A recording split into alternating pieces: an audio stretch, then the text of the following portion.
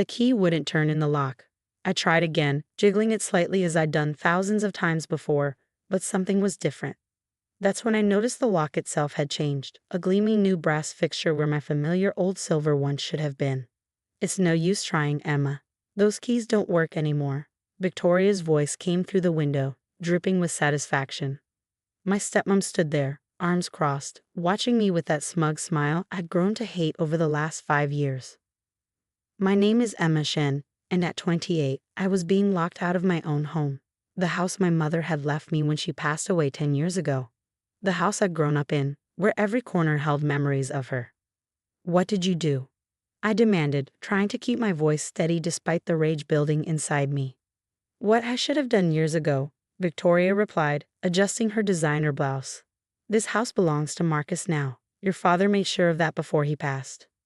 Marcus, her 19-year-old son who'd never worked a day in his life, who'd moved in 3 years ago when Victoria married my father and immediately started treating my childhood home like his personal party venue. That's impossible, I said, gripping my briefcase tighter. Mom left this house to me. It's in her will. Victoria's laugh was sharp, cutting. Oh honey, your father changed all that. He amended the deed last month. Marcus is the legal owner now. She held up a document, waving it tauntingly behind the glass. So pack up whatever's still in your room, if Marcus decides to keep any of it, and find somewhere else to live. I stood there, rain starting to drip down my neck, remembering the conversation I'd had with my father just 2 months ago. He'd been in the hospital, cancer eating away at him, when he grabbed my hand and made me promise to protect what my mother had left for me. Don't let them take it, Emma, he'd whispered. I've made sure they can't. Now, watching Victoria's triumphant face through the window, I wondered if she'd somehow manipulated him in his final days, taken advantage of his weakened state to change documents she had no right to touch. But there was something she didn't know. The day after that conversation with my father, I'd gone straight to Mr. Harrison, our family lawyer for the past 20 years. Dad had already been there, had already set everything in motion. Give me a minute, I told Victoria, pulling out my phone. Her smile faltered slightly as I dialed. Mr. Harrison, it's Emma. Could you come to the house? It seems Victoria's changed the locks. I paused, listening. Yes, she's claiming Dad left everything to Marcus. Another pause. Perfect. See you in 15 minutes. Victoria's face had lost some of its confidence. Calling a lawyer won't change anything, she said, but her voice wavered. Marcus is the legal owner now. I sat down on the front steps, despite the rain, and opened my laptop. Actually, Victoria, why don't you call Marcus? He should be here for this, and maybe gather up those documents you were so proudly waving around. We'll need to compare them with the ones Mr. Harrison is bringing. For the first time since my father's funeral last month, I felt a sense of calm. Dad had warned me this might happen, had prepared for Victoria's greed. The house, my mother's last gift to me, wasn't just protected by one will. It was protected by a trust my father had secretly established before Victoria could sink her claws into our family's legacy. Victoria disappeared from the window, and I could hear her frantically making phone calls. Soon this would all be over, but not in the way she expected. Sometimes I thought the best revenge isn't confrontation. It's watching someone's carefully laid plans crumble right in front of them. Mr. Harrison's car pulled up just as Marcus arrived, looking confused and slightly hungover. Perfect timing for what was about to unfold. Mr. Harrison emerged from his car, briefcase in hand, looking exactly as he had for the past 20 years, precise, professional, and slightly intimidating. Victoria opened the front door, her earlier confidence replaced by nervous energy. Come in, all of you, she said, trying to maintain control of the situation. Let's discuss this civilly. I noticed she'd hastily arranged papers on the dining room table, the same table where Mom used to help me with my homework, where Dad and I had our last dinner together before he went into the hospital. Marcus sprawled on the couch, scrolling through his phone, barely interested in the drama unfolding around him. Mom, why am I here? I was supposed to meet the guys for lunch. Because, sweetheart, Victoria said, her voice honeyed, we need to explain to Emma that this is your house now. Your father wanted you to have it. Mr. Harrison cleared his throat, setting his briefcase on the table. Actually, Mrs. Chen, that's not quite accurate. I have the documents right here, Victoria interrupted, pushing forward a folder. Robert signed everything over to Marcus last month. It's all legal. I watched as Mr. Harrison methodically opened his briefcase, extracting a thick envelope sealed with the firm's logo. Yes, you have documents from last month, but I have documents from 6 months ago, when Mr. Chen was of sound mind and fully aware of his actions. Victoria's face paled slightly. What are you talking about? Dad knew what you were planning, I said quietly. He knew you'd try something like this once he was gone. Mr. Harrison laid out 3 documents. This is the original deed to the house, left to Emma by her mother. This is the trust agreement Robert Chen established 6 months ago, placing the house in an irrevocable trust with Emma as the sole beneficiary. And this, he paused, sliding the final document forward, is a letter from Robert explaining his reasons for these arrangements. Victoria snatched up the letter, her hands shaking as she read. I knew what it said. Dad had shown me a copy. He detailed every manipulation he'd witnessed, every attempt Victoria had made to push me out of my own home, every conversation he'd overheard about her plans for after he was gone. This is ridiculous, she sputtered. Robert changed his mind. He wanted Marcus to have the house. I have proof. Any documents signed after the trust was established are invalid, Mr. Harrison explained calmly. The house was no longer Robert's to give away. It was legally protected in Emma's name. Marcus finally looked up from his phone. Wait, so I don't get the house? Mom, you said it was a done deal. You said we could sell it and use the money for my startup idea. I felt a surge of anger. They'd already been planning to sell my home, to erase every memory of my mother that lived within these walls. The only thing that's done, I said, standing up, is your control over this property. I want the new keys, Victoria, now. She stared at me, hatred burning in her eyes. You planned this. You and Robert, you plotted behind my back. No, Victoria, we protected what was rightfully mine, what Mom wanted me to have. The only one plotting here was you. Mr. Harrison began gathering the documents. I'll need those keys, Mrs. Chen, also any other copies you may have made. Otherwise, we'll need to involve the authorities regarding unauthorized access to private property. Victoria's face contorted with rage as she threw the keys on the table. This isn't over, Emma. You have no idea what you're doing. I picked up the keys, feeling their weight in my hand. Actually, I do. I'm protecting my mother's legacy. And Victoria? I met her gaze steadily. You have 1 hour to pack your things and leave, both of you. Marcus jumped up. You can't kick us out. Where are we supposed to go? That's not my problem, I replied. But I'm sure Victoria has a backup plan. She always does, doesn't she? As they stormed upstairs to pack, Mr. Harrison touched my arm gently. Your father would be proud, Emma. He wanted to make sure you'd be okay. I nodded, feeling tears threaten to fall. He knew. He knew all along what she was planning, didn't he? Yes, Mr. Harrison confirmed. That's why we made sure everything was legally airtight. She can't touch this house or anything else your parents left you. I walked to the window, watching the rain that had started to fall again. Somewhere, I hoped both Mom and Dad were watching, knowing their daughter had finally stood up for herself and the home they'd worked so hard to provide. Victoria and Marcus's hour was ticking away, and soon, this house would be mine again, truly mine, without their shadow hanging over it. Sometimes the best revenge isn't just winning, it's winning with the knowledge that justice has been served exactly as it should be. The next few hours were a chaos of slammed doors and angry muttering as Victoria and Marcus packed their belongings.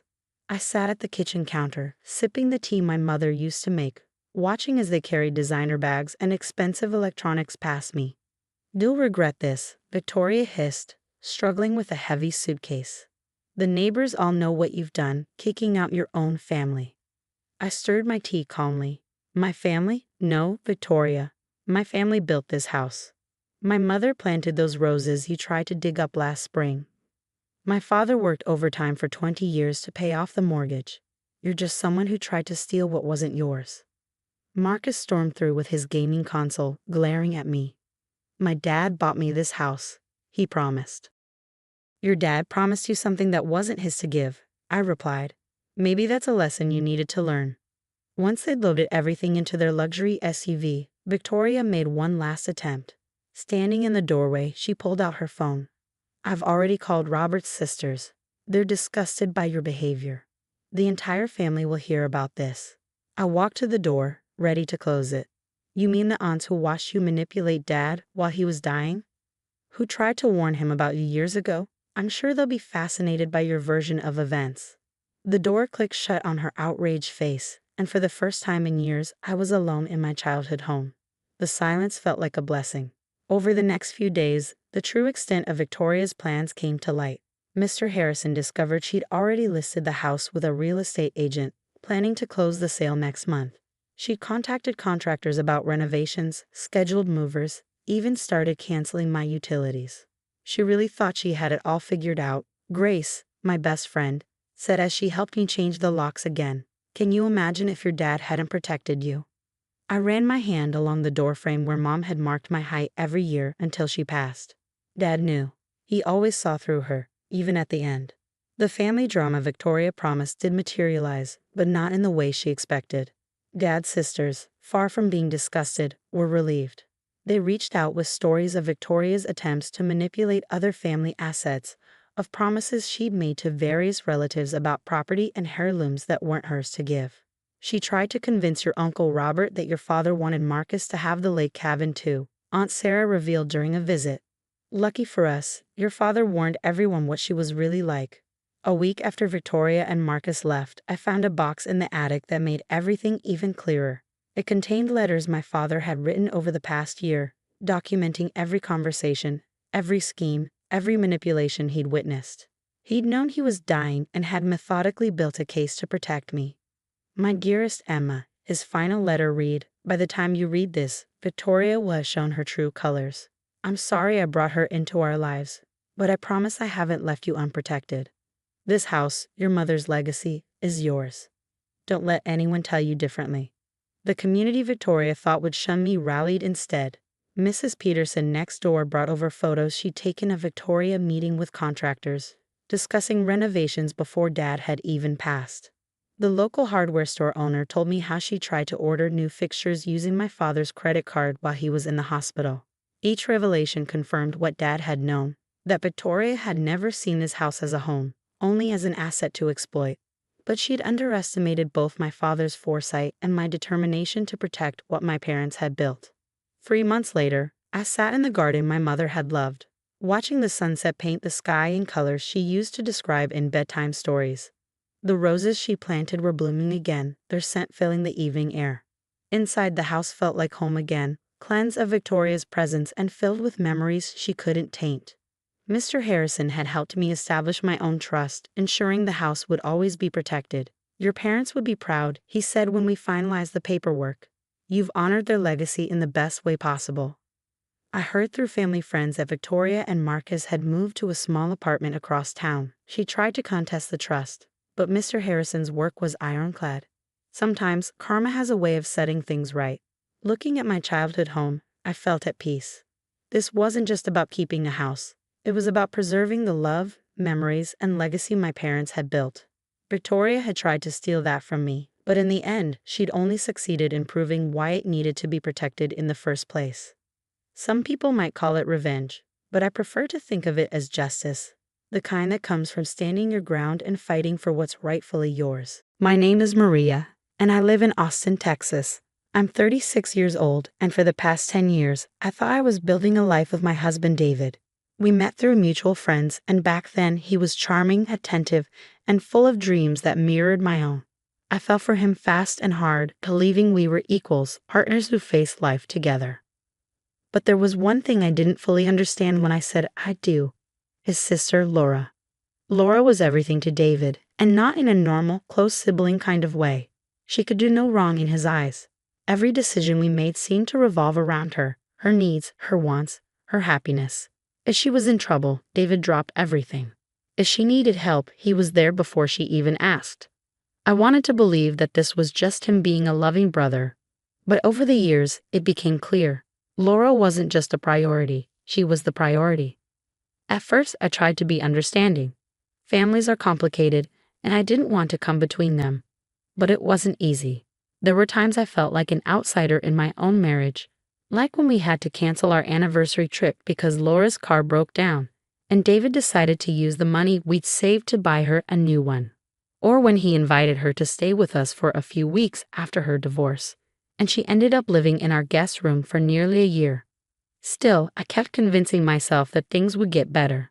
David loved me, I was sure of that. He just didn't see how much his actions hurt me. And so I stayed quiet, tried to compromise, and kept pouring myself into our life together. After all, we shared everything: a house, a future, even a joint savings account we'd been building for years. That account was my safety net, my proof that all the sacrifices I'd made were for something meaningful. But as I would come to learn, even that wasn't safe from David's devotion to his sister. My name is Maria, and I live in Austin, Texas. I'm 36 years old, and for the past 10 years, I thought I was building a life with my husband David.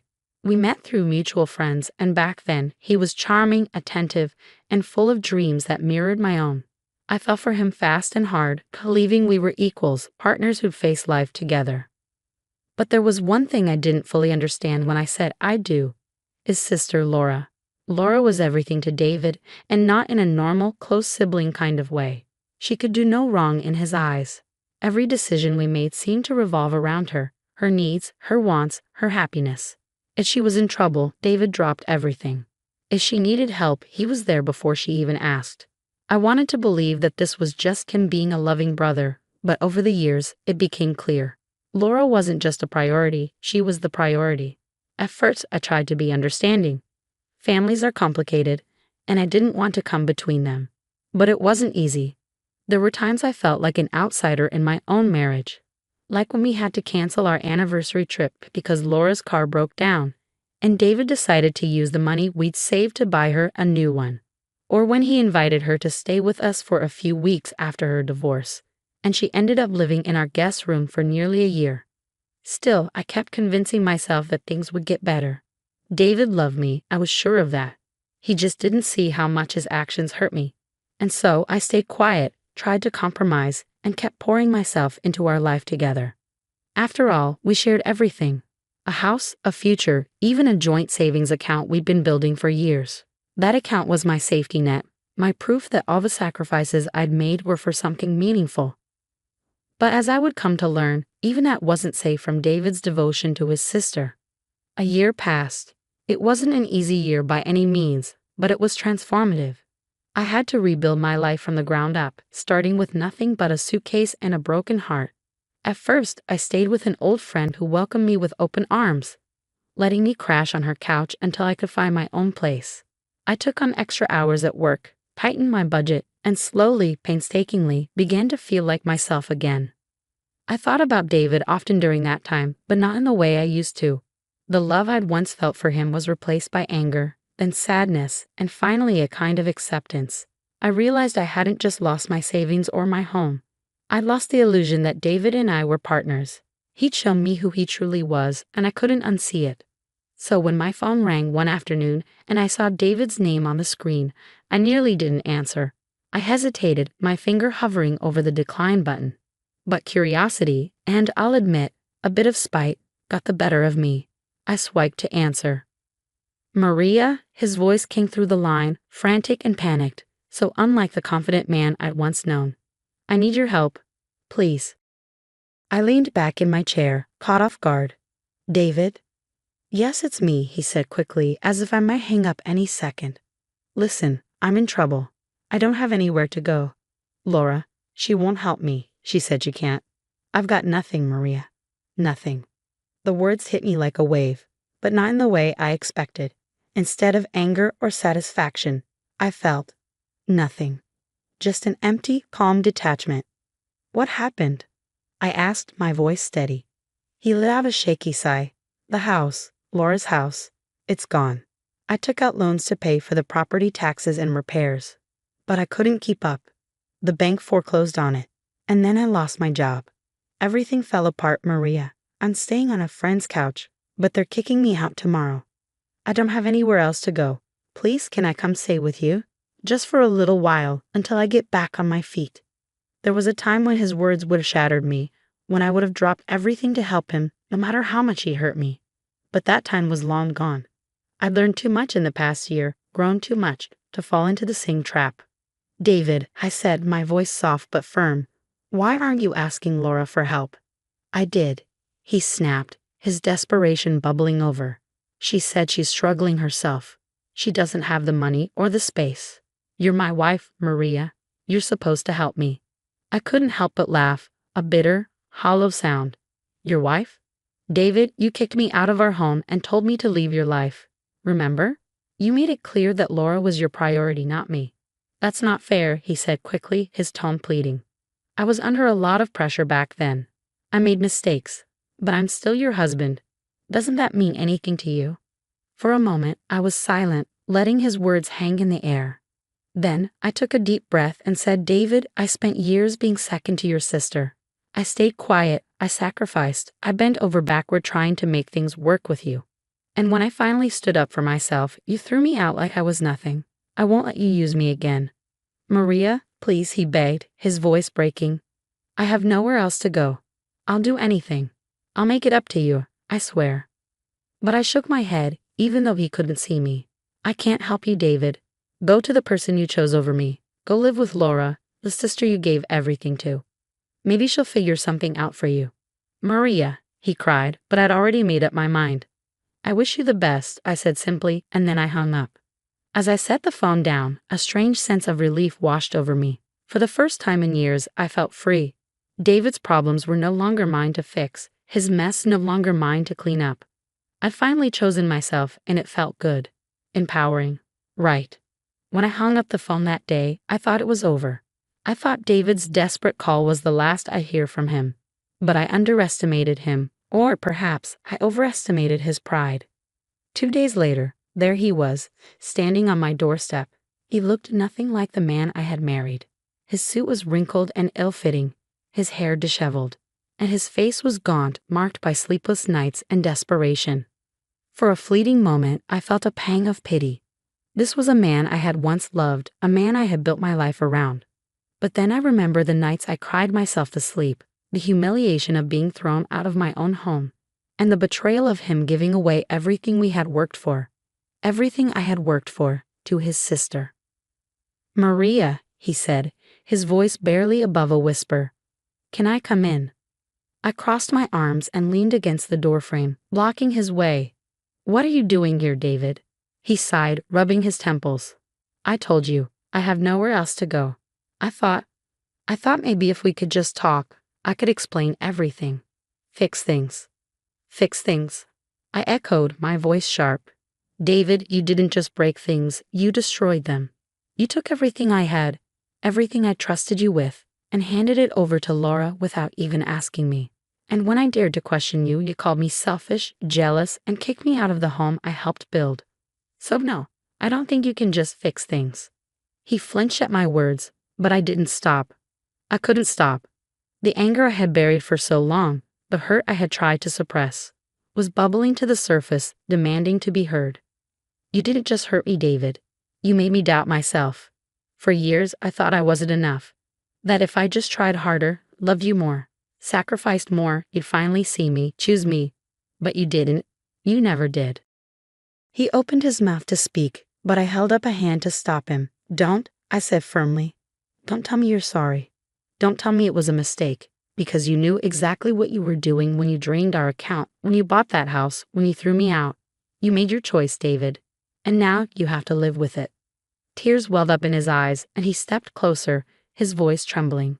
Maria, please, I know I messed up. I know I hurt you. But I need you now. I'm begging you. Just give me one more chance. Let me stay here, just for a little while. I'll do anything. I shook my head, my resolve unshaken. You don't need me, David. You need Laura. She's the one you've always chosen, the one you've always prioritized. Go to her. Let her take care of you the way you've taken care of her. She won't help me, he said, his voice breaking. She said she can't. Maria, you're the only person I have left. The irony of his words wasn't lost on me. After everything, after all the times he had chosen Laura over me, I was the one he turned to in the end. But I wasn't the same woman he had kicked out a year ago. I wasn't the woman who would bend and break to accommodate him. You made it clear, David, I said, my voice steady and calm. I was never your priority. And now, you're not mine. I spent too long picking up the pieces of my life, rebuilding everything you tore apart. I won't let you drag me down again. Maria, please, he whispered, tears streaming down his face. But I didn't waver. I stood tall, stronger than I had ever felt before. You need to leave, David. I can't help you. and I won't." For a moment, he just stood there, his shoulders slumped, his face etched with despair. Then, without another word, he turned and walked away. When I closed the door on David that day, it wasn't just the end of a conversation. It was the end of a chapter in my life. A chapter filled with pain, sacrifice, and a constant struggle to feel valued. And as that door clicked shut, it was as though I had sealed away all the doubts and insecurities that had haunted me for years. The days that followed were strangely quiet, almost peaceful. For the first time in a long time, I wasn't looking over my shoulder, waiting for the next betrayal. I wasn't trying to prove my worth to someone who never truly appreciated it. I was just living, and it felt good. I threw myself into the life I had rebuilt over the past year. My small but cozy apartment felt like home now, a place that was entirely mine. I had started painting again, something I hadn't done in years, and my little studio corner was filled with canvases and brushes. It wasn't about being perfect or creating something impressive. It was about finding joy in the simple act of creating. I also leaned on the people who had supported me through everything. My friends had become my family in ways I never expected. They were the ones who had picked me up when I felt like I couldn't go on, who reminded me of my strength when I doubted myself. We spent evenings laughing over wine, going to concerts, or simply sitting together and sharing stories. Work, too, became a source of pride. I had pushed myself to grow in my career, taking on challenges I once would have shied away from. With every accomplishment, I felt my confidence build piece by piece. But more than anything, I found peace in my solitude. I wasn't lonely, I was free. Free from the weight of a toxic relationship, free from the constant need to please someone who couldn't see my worth. I woke up every day with a sense of purpose and went to bed each night with a sense of calm I hadn't felt in years. Every now and then, I think about David. I wondered where he was, what he was doing, if he'd managed to turn his life around. But those thoughts didn't linger. He was a part of my past now, a lesson I had learned the hard way. And while I didn't hate him, I also didn't regret the choices I'd made. One evening, as I sat on my balcony, watching the sun set over the Austin skyline, I felt a sense of pride swell in my chest. I had done it. I had walked away from a life that no longer served me, rebuilt myself from the ground up, and come out stronger on the other side. For the first time in what felt like forever, I was truly happy. Not because of someone else, not because of external success, but because I had chosen to love and protect myself. And in that moment, I knew this was just the beginning of a beautiful new chapter. My name is Zoe, and I live in Austin, Texas. For as long as I can remember, I've felt like an outsider in my own home. My mom passed away when I was only 12. Cancer. That word still feels like a punch to my chest every time I say it. She was my everything, my best friend, my biggest supporter, and the glue that held our family together. When she was gone, it felt like the entire world caved in on me. A couple of years later, my dad, Carter, remarried. Maria seemed nice at first, but that was just a mask she wore in front of my dad. Behind closed doors, she had a sharp tongue and an even sharper laugh, always at my expense. It didn't take long before her daughter, Hazel, followed suit. Hazel was a year younger than me, but she quickly became the center of my dad's world. I don't know when it happened exactly, but at some point, I became invisible. My dad was so enamored with his new family that he didn't notice how they treated me. Maria would undermine me every chance she got, while Hazel enjoyed taking little jabs, stealing my clothes, rolling her eyes whenever I spoke, and turning every situation into a competition she made sure to win. By the time I was in my 20s, I had learned to navigate the minefield that was my home. I'd focus on work, spend hours in my room, and avoid family dinners unless absolutely necessary. But the thing about pretending something doesn't hurt is that eventually the cracks start to show. And in my house, those cracks felt like chasms. I don't think I'll ever forget the loneliness of being in a room full of people who are supposed to love you, yet feeling entirely alone. That was my life. Every single day, living under the same roof with Maria, Hazel, and the father who chose them over me. It all came to a head on my 26th birthday. Birthdays had never been a big deal in my house since my mom died. When I was little, she used to make them special. Balloons in the kitchen, a homemade cake, and a smile that made me feel like the center of the universe. After she was gone, birthdays became a routine, almost an afterthought. Still, I always tried to make the best of it, even if it meant planning everything myself. This year I had kept it simple. A small cake, a few decorations, and just family. I wasn't expecting a parade or anything, but I thought, for once, it could be a peaceful day, maybe even a day where I felt like I mattered. Everyone was sitting around the dining table. My stepmom Maria had her usual smirk plastered on her face, while Hazel scrolled through her phone, looking completely uninterested. My dad seemed preoccupied, barely glancing at me as I lit the candles on the cake. I took a deep breath, trying to convince myself that it didn't matter. "Happy birthday," Maria said lazily, more out of obligation than actual warmth.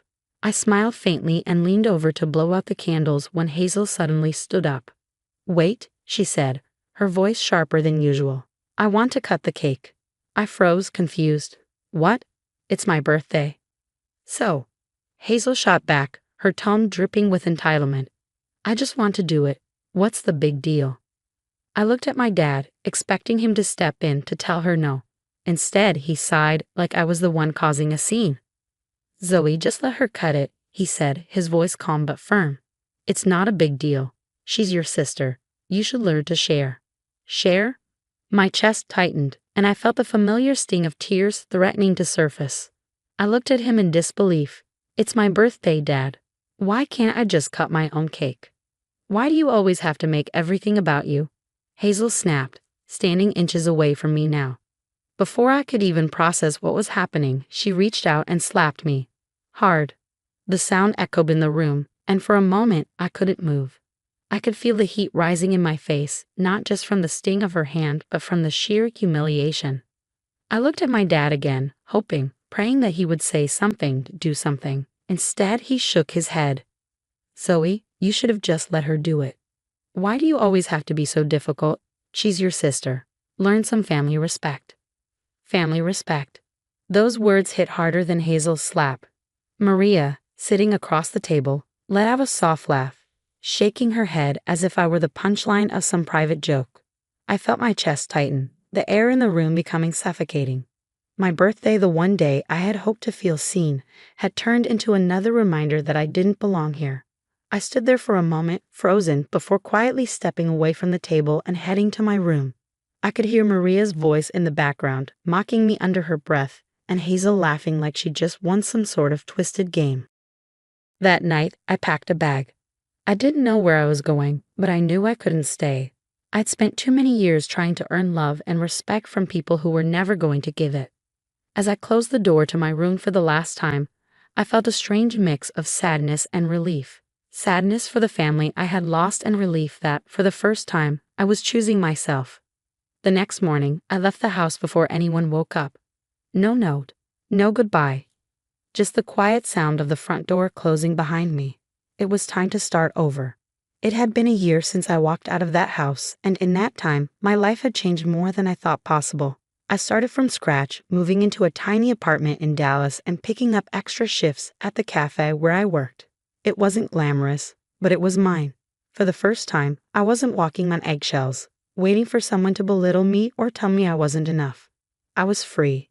The freedom didn't come easy. In the beginning, I felt completely untethered, like a balloon that had been let go, floating aimlessly in the wind. I missed my mom more than ever, wondering what advice she'd have for me, wishing I could feel the warmth of her arms around me, telling me I did the right thing. But slowly, I found my footing. I made friends, real ones. People who laughed with me, not at me, who didn't treat kindness like it was a bargaining chip. I even started taking night classes to study graphic design, something I'd always wanted to do but never had the courage to pursue. For the first time in years, I was building a life that felt like mine. Then, one afternoon, everything came crashing back. It was a Saturday and I was in the middle of reorganizing my apartment when there was a knock at the door. I wasn't expecting anyone, so I hesitated before peeking through the peephole. My heart sank. Standing there, looking haggard and worn, was my dad. I opened the door slowly, my stomach twisting into knots. "Dad?" "Zoe," he said, his voice cracking as if just saying my name was painful. "I need your help." I stepped aside, letting him in more out of shock than anything else. He looked different. His usually well-groomed hair was messy, his clothes wrinkled, and there was a desperation in his eyes that I'd never seen before. "What's going on?" I asked, keeping my distance. He sat down on my couch, burying his face in his hands. Maria and Hazel, they kicked me out. They said they're done with me. I don't have anywhere else to go, Zoe. Please, I just need a place to stay until I figure things out. I stared at him, unable to speak for a moment. All the memories I had tried to bury came flooding back. Every time he dismissed me, every time he defended Maria and Hazel while I was left to fend for myself. And now he was here, asking me for help, when he had never been there for me. I don't understand, I finally said, my voice trembling. They kicked you out. Why? He shook his head, looking ashamed. Things haven't been great at home. Money's tight, and Maria, well, she's not who I thought she was. Hazel's grown up to be just like her. They don't need me anymore. They told me to leave. I let out a bitter laugh, the sound surprising even me. So now that they've turned on you, you come to me? After everything? Zoe, I know I wasn't the best father, he said quickly, his words stumbling over each other. I know I made mistakes, but I'm still your dad. Please, I need your help. The weight of his words pressed down on me like a stone. My mind raced, flashing back to all the times I had begged for his support, for his love, only to be met with indifference. Now, when he had nowhere else to turn, he wanted me to be the one to save him. I folded my arms, trying to steady myself. You need my help now. Where was this concern when I needed you? When I was begging you to stand up for me, to see me? You chose them every single time. You told me to learn some family respect, remember? So why don't you go to your respectful family for help? Zoe, please, he said, his voice breaking. I made mistakes, but I'm still your father. Don't turn your back on me. The audacity of his words hit me like a slap.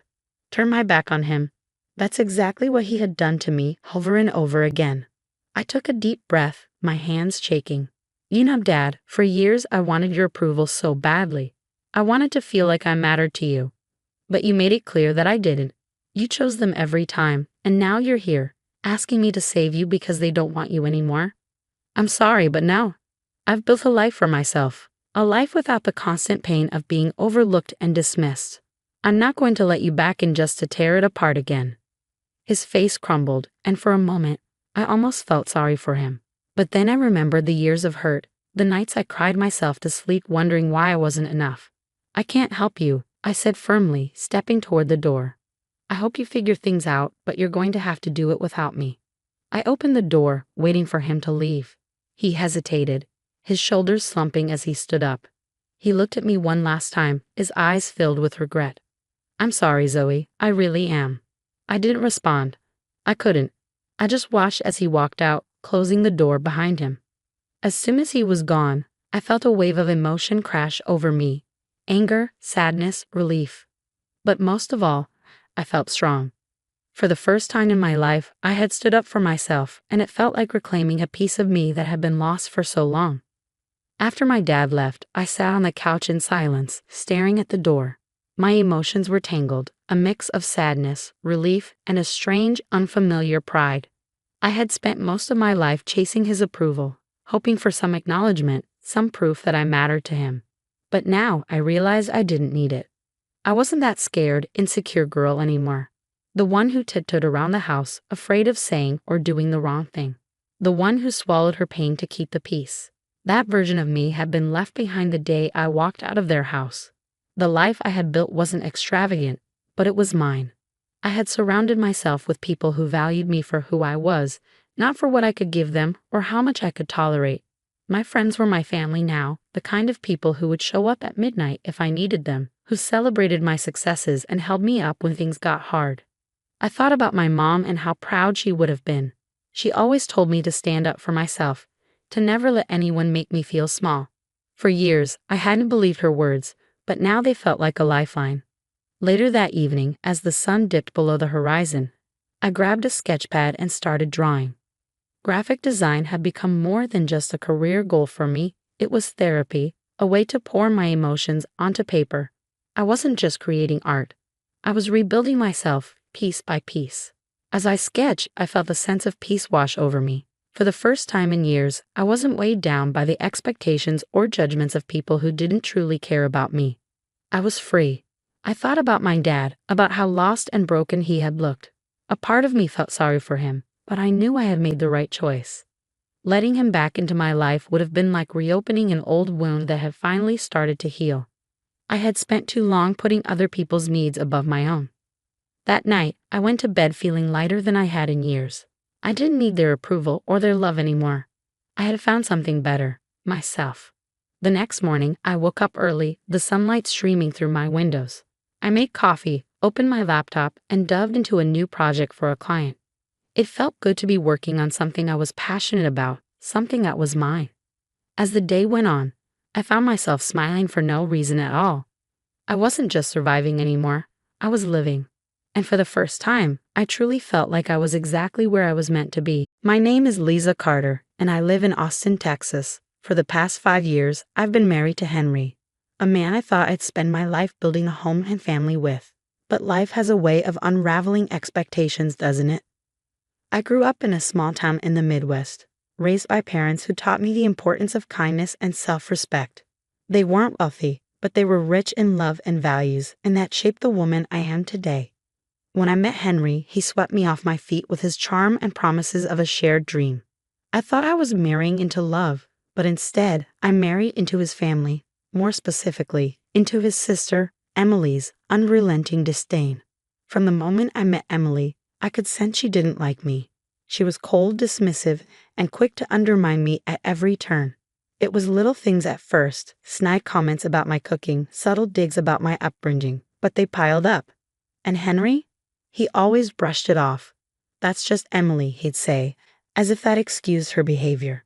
Emily had this way of making me feel like an outsider in my own marriage. She and Henry shared a bond that I couldn't compete with. She was his big sister, the one who had practically raised him after their parents passed away. I respected that history, but I couldn't understand why it meant my feelings had to take a backseat. I tried to keep the peace for Henry's sake. I bit my tongue, smiled through the hurt, and convinced myself that things would get better. But deep down, I knew the problem wasn't just Emily. It was Henry's unwillingness to stand up for me. And that realization, it started to chip away at the foundation of our marriage. It all came to a head one evening, about 7 months into my pregnancy. I was already exhausted, dealing with the aches and discomforts that come with carrying a child. But I was also quietly excited. I'd spent the week organizing the nursery, folding tiny clothes, and imagining the life I wanted for my baby, a life full of love, respect, and stability. Then came the knock at the door. Emily. She stood there with her 3 kids, each of them lugging backpacks, pillows, and blankets. The look on her face wasn't apologetic or uncertain. It was entitled, as if it was already decided that she and her children would be staying with us.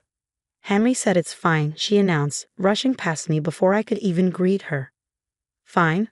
This was the first I'd heard of it. But before I could question her, Henry appeared behind her, grinning like this was some kind of reunion. "She just needs a place to stay for a little while," he said casually, like it was no big deal. I felt a knot tighten in my stomach.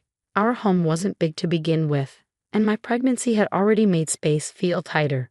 I wasn't ready to host anyone, let alone someone who openly despised me and her 3 energetic kids. Emily wasted no time taking over. She marched straight into the guest room, which I had temporarily been using as my own room to get better rest during the pregnancy.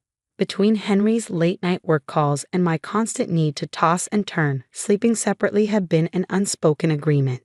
But now, Emily dumped her things on my bed like it was her own, her kids running around the house, already making a mess. "Where am I supposed to sleep?" I asked Henry quietly, trying to keep my voice calm despite the anger boiling inside me. He sighed, almost annoyed that I even asked. "It's just for a couple of days, Lisa. You can sleep on the balcony. It's nice out, and it's better than making them uncomfortable." I froze. The balcony? He wanted his pregnant wife to sleep on the balcony in the middle of December, while his sister and her kids took over my space. I stared at him, hoping, praying that he would realize how absurd and hurtful his suggestion was. But he didn't. "Emily's been through a lot," he added, as if that justified everything. "And I haven't," I snapped, unable to hold back anymore. "I'm 7 months pregnant, Henry. I need rest. I need comfort. I need you to stand up for me." But he didn't. Instead, he gave me that look, the same look he always gave when Emily was involved. That mix of pity and exasperation, like I was being unreasonable for expecting even the bare minimum. And so I slept on the balcony that night, I bundled up in blankets, my breath visible in the cold air, and stared at the stars, wondering how my life had come to this. How had I allowed myself to become so invisible in my own home? The second night was worse. I could hear Emily and her kids laughing and talking inside while I shivered outside, feeling more like an intruder than a wife. That was when I realized something had to change. On the third morning, I packed a bag. I didn't even bother explaining myself to Henry. He didn't deserve an explanation. I just told him I was leaving, and I walked out the door. For the first time in years, I chose myself. A year passed after I left, and I'd finally started to feel like myself again. At first, it had been terrifying. I moved into a small, one-bedroom apartment on the outskirts of town, barely big enough for me and the baby I was expecting. I didn't have much, just a few pieces of furniture, my clothes, and the tiny savings I had managed to stash away during my marriage. But it was mine, and for the first time in years, I felt free. I spent those months rebuilding myself piece by piece. I went to therapy, leaned on the few friends who had stuck by me, and prepared for motherhood with a determination I didn't know I had. My daughter, Lily, was born 6 months after I left Henry, and holding her for the first time was the most grounding moment of my life. She became my world, my reason to keep moving forward. Then, one evening, when Lily was about 6 months old, there was a knock at my door. I wasn't expecting anyone, and my stomach sank when I peered through the peephole. It was Henry. He looked disheveled, his hair messy, his clothes wrinkled, and his eyes hollow in a way I hadn't seen before. Against my better judgment, I opened the door. "Liza," he said, his voice breaking, "I need your help." I stood frozen, clutching the doorframe for support. I hadn't seen him since the day I left. Part of me had expected him to fight for me, to show up and beg me to come home.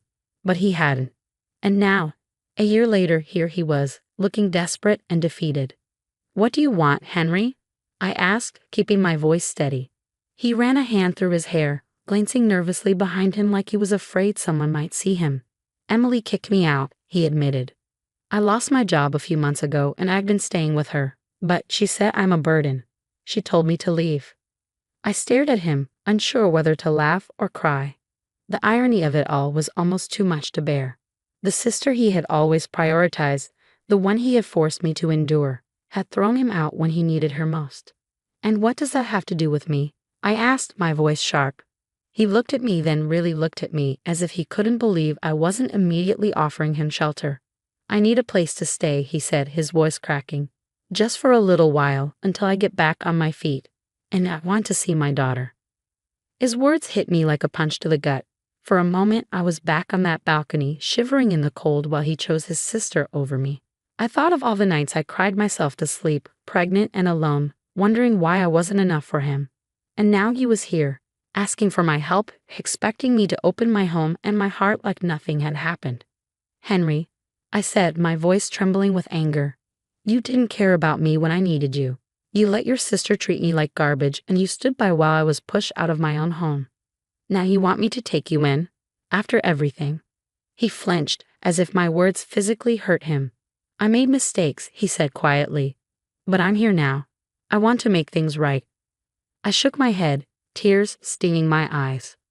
"You don't get to waltz back into my life when it's convenient for you. I worked too hard to build a life for myself and Lily, and I won't let you tear that down." He started to say something, but I held up a hand, cutting him off. "No, Henry, you need to find somewhere else to go. I can't let you stay here. And as for Lily, you'll have to prove to me that you're worthy of being in her life." The look on his face was heartbreaking, but I didn't let it sway me. For the first time in our relationship, I put myself first. I closed the door and locked it, leaning against it as tears streamed down my face. It wasn't easy, but it was necessary. I had fought too hard to protect my peace, and I wasn't about to let anyone take that away from me, not even the man I had once loved. When Henry showed up again 2 weeks later, I was prepared.